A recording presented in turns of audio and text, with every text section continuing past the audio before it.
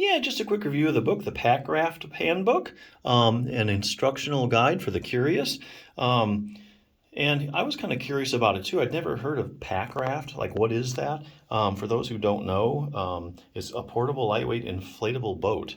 So basically, it's small enough, it folds up. It's a raft that you can put like in your backpack. And then say you're hiking and then you come across a river, you want to go down that, you can inflate it, and then you can also pack it back up when you're done, put it back in your backpack. So that's really cool. So anyway, basically, the book's divided up into four parts. I'll go over each one very briefly. The first one is the foundations. Here they cover things like pack raft designs, inflating your pack raft, clothing you might want to wear, boat control, paddle strokes, getting the thing inflated. Second part is rivers and open water. Here they show you like how rivers work, navigating, different river features, principles of river running. That's really cool. The third section is when things go wrong, things like rescue swimming, or if your equipment fails, what do you do?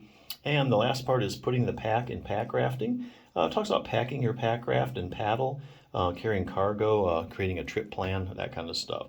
So yeah, as you can see, this book covers a lot of information on pack rafting. I think it's a great book for anyone interested in paddling anything, anywhere for that matter. So it's just really complete. The only thing I can add is if you do a lot of rafting, it can be hard on your shoulders, or if you have a shoulder problem that you think is keeping you from pack rafting.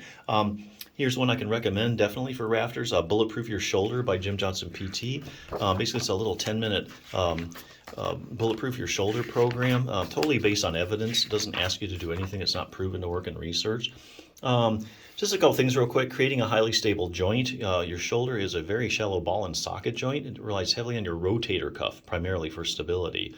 So this will teach you how to get your rotator cuff in shape. Or if you've had a tear in your rotator cuff and, because of paddling or, you don't think you can because of the tear, this will definitely take care of that. It'll get that in shape. A lot of good exercises for that.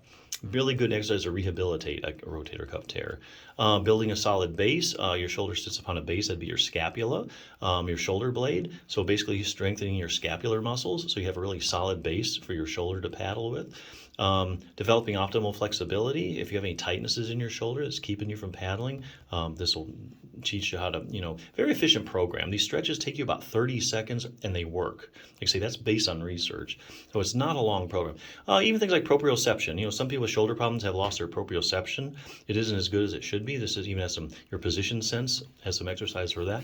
Anyway, so I throw that in there. Basically, if you have a shoulder pain keeping you from paddling or you want to prevent a shoulder problem, this is a good resource for rafters. But yeah, if you're thinking of getting into pack raft or you want to know more about it, this is a really good resource. So definitely check it out.